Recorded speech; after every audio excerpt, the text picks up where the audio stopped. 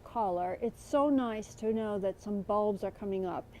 This is my herb garden, and herbs usually plant pretty late in the season anyway, so I wanted to have a really nice strong burst of color here when spring finally does arrive, sort of the nice surprise. So to get this little herb garden ready for the crocuses, I really had to do some heavy-duty removing of old material.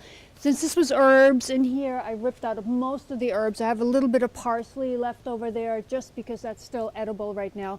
But especially this mint in the middle, it was taking over. So I've seriously trimmed this back. It'll come up next year just as strong and forcefully, but it needs to be contained anyway. So it's a perfect time to rethink your beds and really trim back what needs to be trimmed back to make room for new. So I laid out all my bulbs here. This happens to be these nice little crocuses, really one of the first blooms that are coming out. And as you can see, I packed them in really nice and densely. I don't choose 5 different things. It's all going to be filled up with crocuses in here. So it gives you that nice solid burst of color. So now that they're in, let's just cover them up. It's very, very simple in this bed. Instead of planting one at a time, you just shovel it open and cover it over with soil. That's really all there is to it. It is so simple to do, and it'll be such a nice effect next year.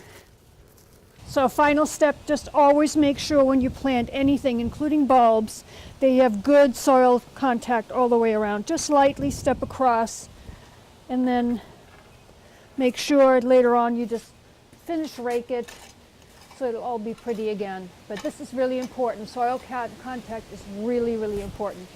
And even Tiger gets in on the action. He's my big helper every time. Sabine is digging, he is digging. And that's really all there is to it. I can't wait for next spring. Thanks for watching. Be sure to subscribe to our YouTube channel and check out our recent project, The Greenwich House. You can find more information at sabinesnewhouse.com.